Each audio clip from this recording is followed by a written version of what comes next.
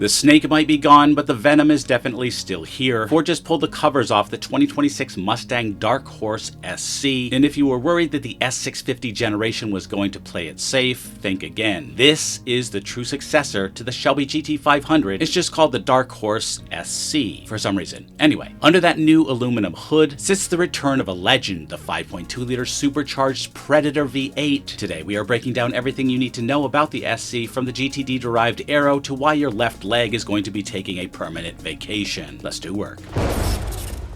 I'm not going to ask you to like and subscribe, but if you do, you're going to be saving puppies and kittens and dolphins. Don't you want to save puppies and kittens and dolphins? You don't? You monster. Subscribe anyway. Let's talk the numbers, or at least the ones Ford is hinting at. While they haven't given us a final horsepower figure yet, we can do the math. The standard Darkhorse makes 500, and the $300,000 GTD makes 815 horsepower. Ford says the SC slots right in the middle. We're expecting this beast to land somewhere between 760 and 800 horsepower. And for the purists out there, sit down for this. There is no manual option. Just like the last GT500, the SC is paired exclusively with a revised Tremec 7-speed dual-clutch transmission. It's built for lap times, fellas, not nostalgia, nor coolness, unfortunately. The dial is the most estrogen-laden feature of the modern Mustangs, but I digress. Let me digress a little more, actually. If you could just put a hand shifter, like the one on my E92 M3 had, it would be so much better. Letting go and moving on. Well, moving on, at least. I'll never accept that dial. Long live the manual. Anyway, to keep all that power cool, Ford completely redesigned the front end, and it shows. The grille opening is 65% larger, and that massive hood vent generates 2.5 times the downforce of the standard Darkhorse when you pull the rain tray. This thing is designed to breathe, and I must admit that front end is ferocious looking. It just looks like it's gonna suck in all the other cars around it on the racetrack, chew them up, and spit them out the back end of those interesting looking new quad oval shaped exhaust outlets.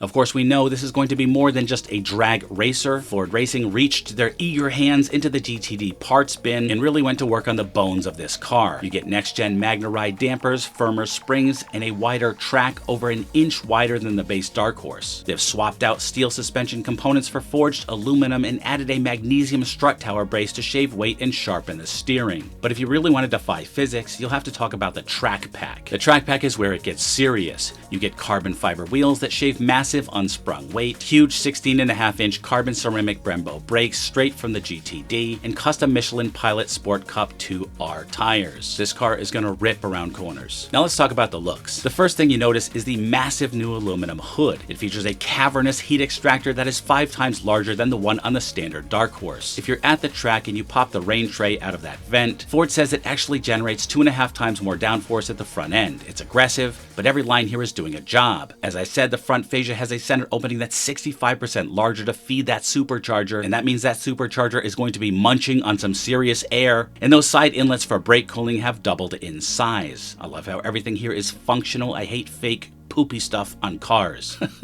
I'm gonna keep that in just because it's silly. Anyway, I digress. That's what happens when you ad-lib. But it's the track pack where things get really serious. You get those gorgeous 20-inch carbon fiber wheels and the GTD-inspired ducktail spoiler. That ducktail is actually a genius bit of engineering. It makes the rear wing 10% more efficient without having to make the wing itself bigger or more obtrusive in your rearview mirror. Inside, they've brought over that flat-bottom steering wheel from the $300,000 GTD, complete with Alcantara and a 12 o'clock stripe. If you go for the special edition, you even get 3D printed titanium accents. It's a cabin that tells you exactly what this car is for. It's for driving hard, not just cruising to a meet. I mean, just check out the back. That new ducktail spoiler works with the adjustable carbon fiber wing to produce 620 pounds of downforce at 180 miles per hour. It looks mean, but it is all functional. Inside, it's a focused cockpit. You've got that flat bottom steering wheel from the GTD and plenty of carbon fiber. If you go for the track pack, Ford deletes the rear seats entirely and swaps the fronts for manually adjusted Recaro. It's a clear message. This car belongs on a circuit. Okay, so what do I think? Ultimately, some people may not agree with the name of the car, the Darkhorse SC, especially since it's basically a GT500, but that's a really tiny gripe. I do like the Darkhorse. I like the logos of the Darkhorse. I like the Darkhorse theme, so I'm okay with the name of it. And another thing, some people are like, yay, another $100,000 sports car. We know that nefarious Ford dealers will mark up 200%. Like, yay, been there, done that, yawn. So it's out of reach for most of us anyway. It's a great looking car. It will be a great performer performing car, but it's still just not, I don't know, hitting as special to me as my GT350 did. Don't get me wrong, this is a great car, but it's missing that Shelby vibe. One small tweak that would help is to take that pony off the front grille, because that's just like a basic Mustang pony, and make it a Darkhorse emblem. Maybe even shift it to the side. I think that would help distinguish this car even further. Overall, it's a super aggressive looking car. It's beautiful, it's distinguished, it's a Darkhorse, it's going to be powerful, it's going to be high performing, and it's going to cost you. So what's the damage?